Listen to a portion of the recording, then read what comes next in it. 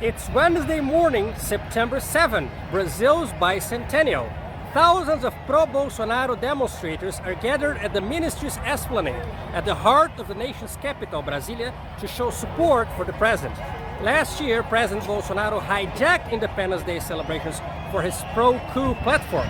At this very place, he said to demonstrators that he was meeting the Council of the Republic, a body which the president is constitutionally required to listen to before asking Congress for a state of emergency which suspends several constitutional rights.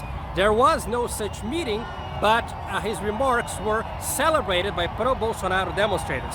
Later in São Paulo, also last year, Bolsonaro said that he will no longer comply with decisions by Supreme Court Justice Alexandre de Moraes. This time, on September 7, 2022, is the message any different? This is what we're going to see right now.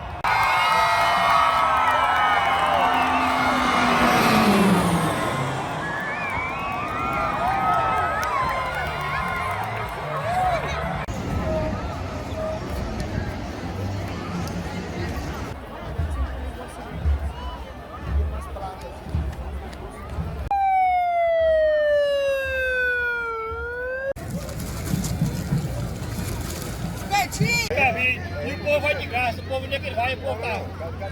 Olha, João.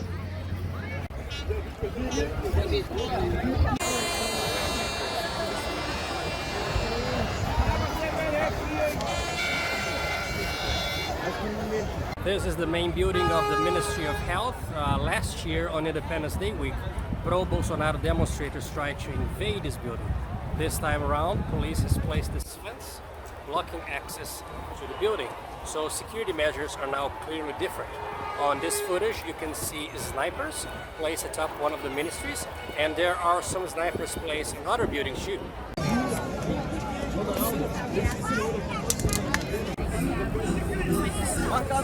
This one behind me is the most important blockade in the esplanade today.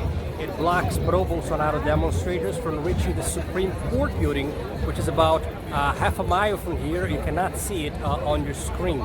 Chief Justice Luis Fux has openly said in an interview that last year he feared that pro-Bolsonaro demonstrators would invade the Supreme Court, so he asked Governor of Brasilia, Ibanez Rocha, this time around to block any trucks or buildings from the esplanade. Governor Ibanez pledged not to allow any vehicles in the esplanade today, but he did not keep that promise because we can see a few trucks and a few large vehicles in the esplanade today, though much less than last year. Also, some tractors, some agricultural tractors, participated in the military parade today, representing the different Brazilian states with the states' flags.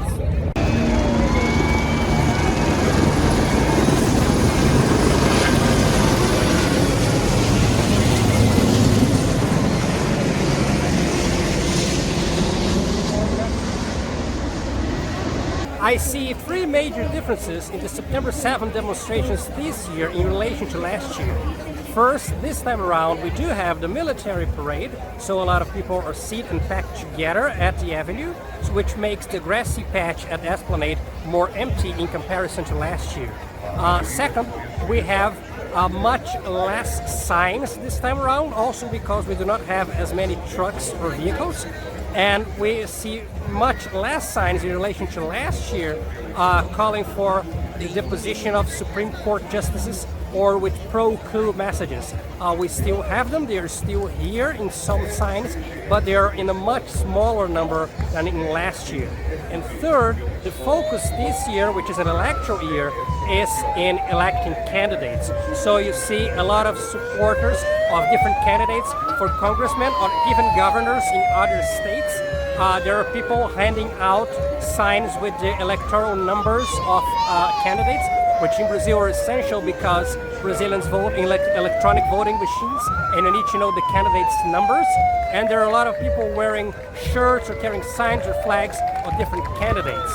So this time around, unlike last year, in which you had people with a pro-coup message, now you have messages much more concerned about the election. However, there is still a pro-coup undertone in the fact that you still see people calling for an audible vote or for the open and counting of votes, which is Bolsonaro code or code word to mean that they do not trust the electoral system. So even though you see now words such as respect, as in respect for institutions, which we did not see a lot last year, there's still an undertone, in the undertone there's still a pro-coup message. This is Cedê Silva from Brasilia for the Brazilian Report.